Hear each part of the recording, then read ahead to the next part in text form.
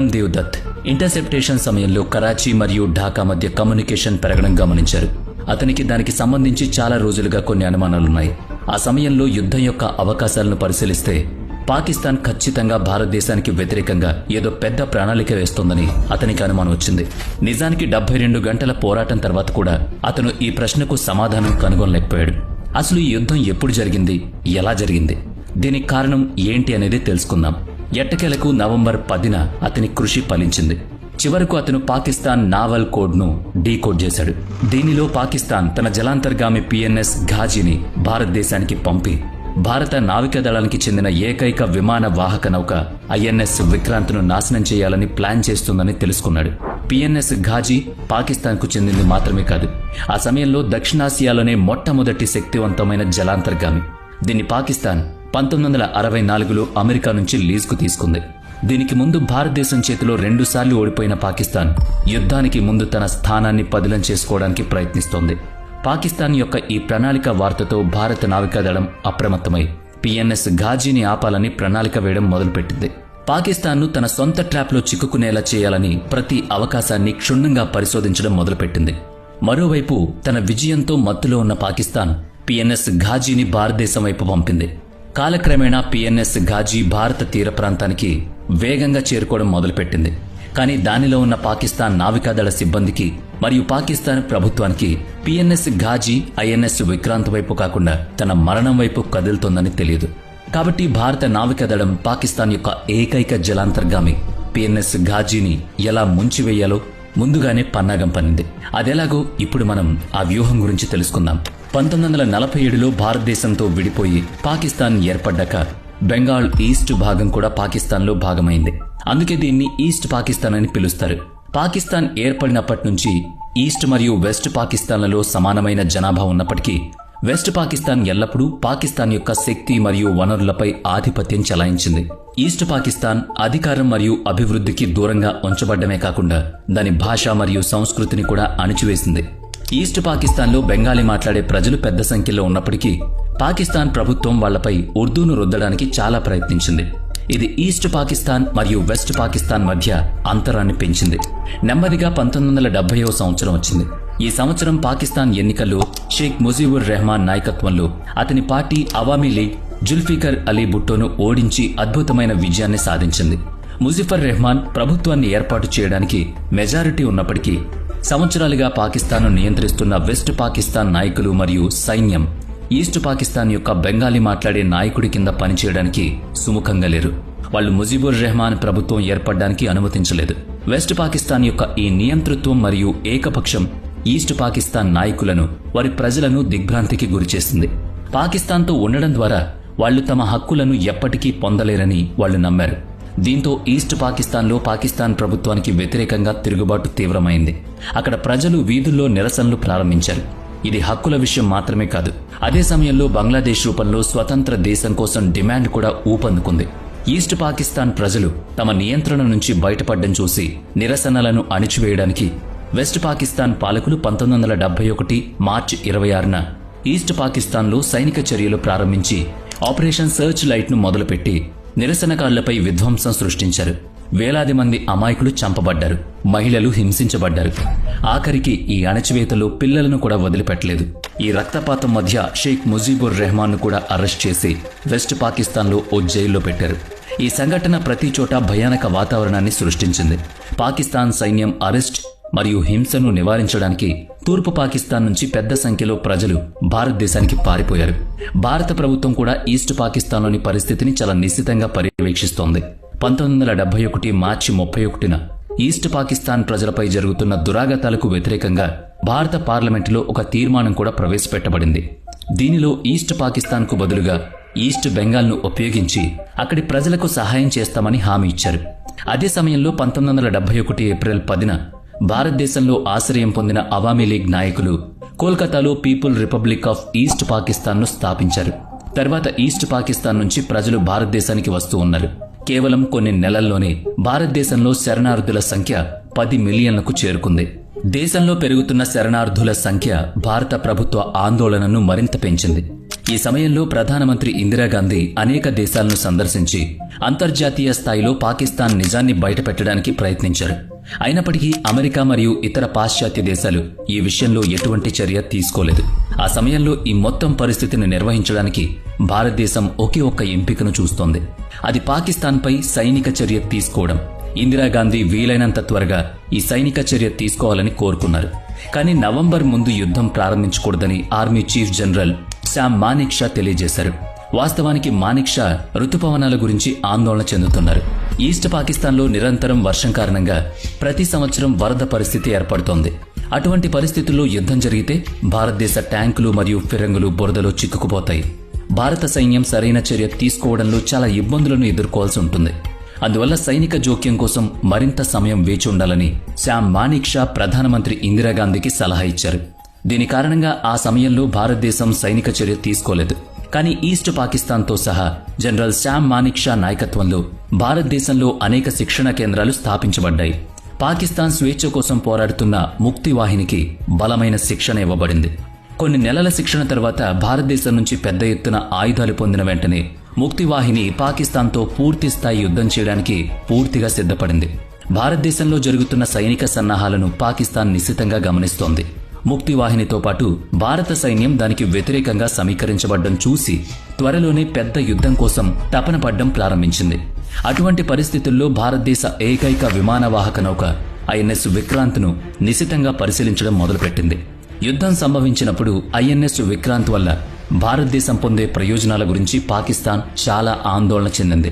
వాస్తవానికి భారత నావికాదళానికి చెందిన విమానవాహక నౌక ఐఎన్ఎస్ విక్రాంత్ సముద్రంలో తేలియాడే ఎయిర్ స్ట్రిప్ లాగా పనిచేసింది. దానిపై ఒకేసారి అనేక ఫైటర్ జెట్లను మోహరించడం ద్వారా అది సముద్రంలో ఒక ప్రదేశం నుంచి మరొక ప్రదేశానికి వేగంగా కదులుతుంది. అత్యంత ప్రమాదకరమైన Hawker Sea Hawk, STOL-BAC Harrier jet ఫైటర్లు, సీకింగ్ MK-42 BHL చేతక్ హెలికాప్టర్లు మరియు బ్రేగ్వోట్ BR-1050LG వంటి జలాంతర్గామి వ్యతిరేక విమానాలను దీనిలో అమర్చొచ్చు.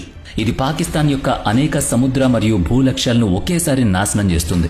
దీంతో పాటు ఐఎన్ఎస్ విక్రాంత్ అనేక రకాల అధునాతన కమ్యూనికేషన్ వ్యవస్థలతో అమర్చబడింది. దీని సహాయంతో శత్రువు యొక్క ప్రతి కదలికను గుర్తించొచ్చు. ఈ కారణాలన్నిటి వల్ల యుద్ధానికి ముందు ఐఎన్ఎస్ విక్రాంత్ పాకిస్తాన్కు పెద్ద ఆందోళనగా మారింది. భారతదేశం అప్పటికే పాకిస్తాన్ విమానాల కోసం తన గగనతలాన్ని నిరోధించింది. దీని కారణంగా పాకిస్తాన్ విమానాలు మరియు యుద్ధ జెట్లు శ్రీలంక ద్వారా ఈస్ట్ పాకిస్తాన్కు చేరుకోవాల్సొచ్చింది.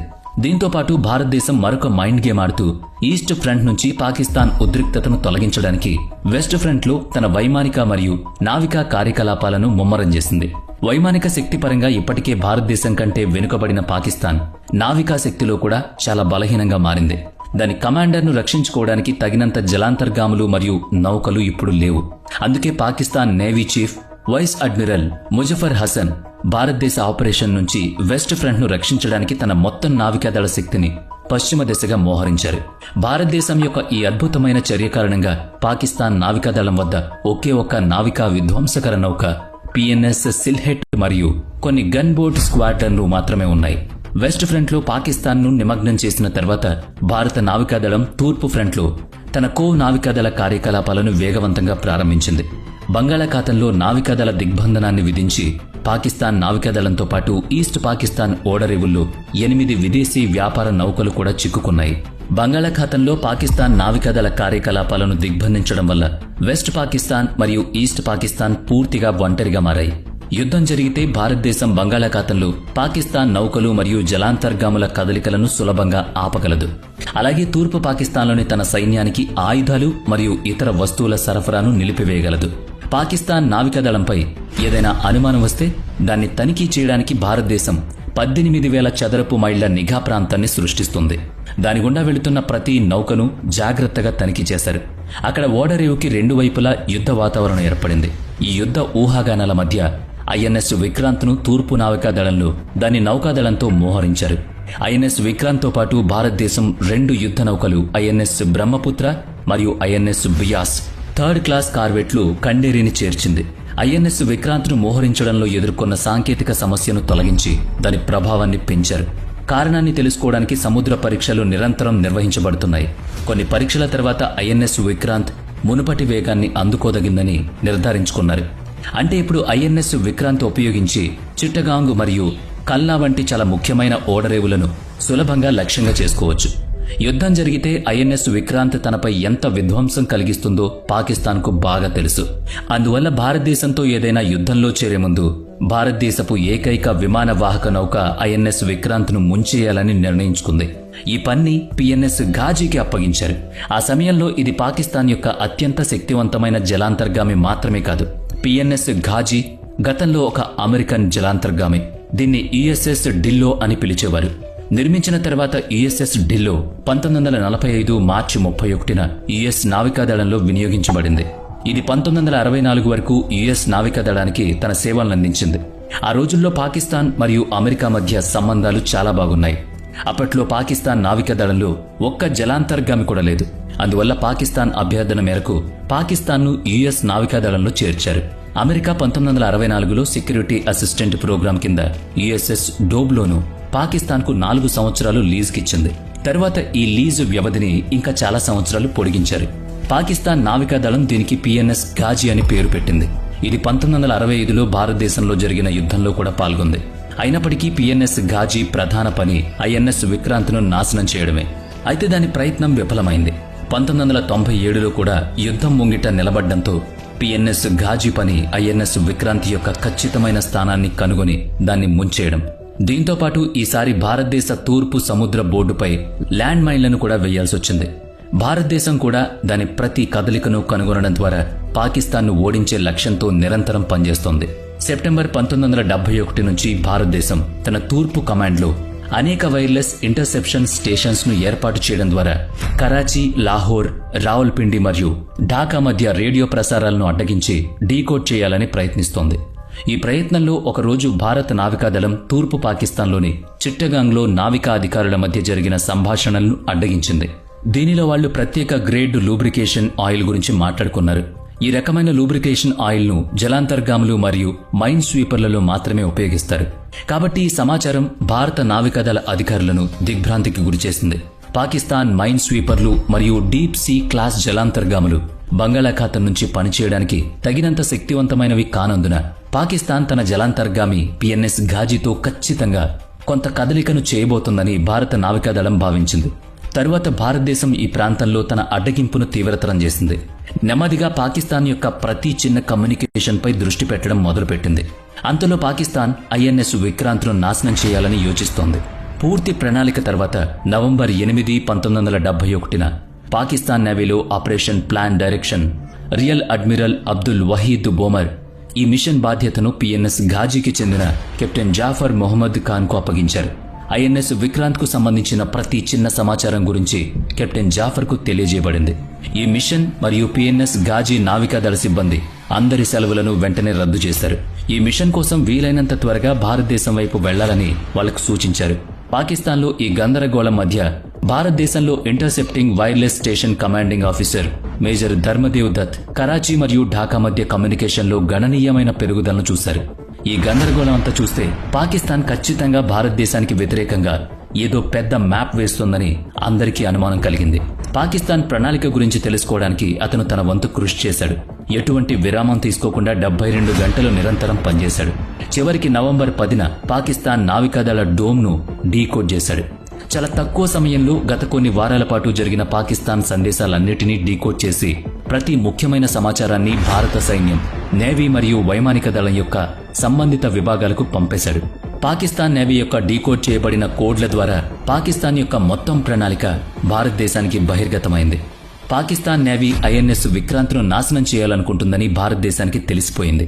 దాంతోపాటు పాకిస్తాన్ తన డిఫెనిట్ క్లాస్ సబ్మెరీన్లు హంగర్ శషక్ మరియు మాగ్రోలను ఉపయోగించి బాంబే హార్బర్లోని భారతదేశ పశ్చిమ నౌకాదళ యుద్ధ నౌకలను నాశనం చేయాలని యోచిస్తోంది. భారతదేశం తన నావికా కోడ్ను డీకోడ్ చేసిందని పాకిస్తాన్ తెలుసుకోకపోవడం చాలా ముఖ్యం.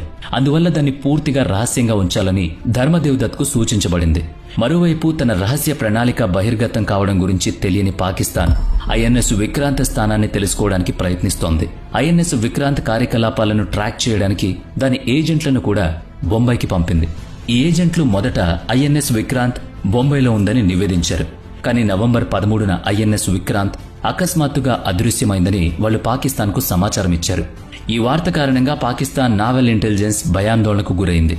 ఏం చేసైనా సరే ఐఎన్ఎస్ విక్రాంత్ను ట్రాక్ చేయడానికి ప్రయత్నిస్తోంది.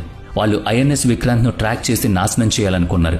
కొన్ని పాశ్చాత్య దేశాలు కూడా వారికి మద్దతునిచ్చాయి. ఒక పాశ్చాత్య దేశానికి చెందిన అసిస్టెంట్ నావల్ అటాచ్ భారత పశ్చిమ నౌకాదళానికి చెందిన ఏడీసీతో సాధారణ సంభాషణ ద్వారా ఐఎన్ఎస్ విక్రాంత్ స్థానాన్ని తెలుసుకోవడానికి ప్రయత్నించింది.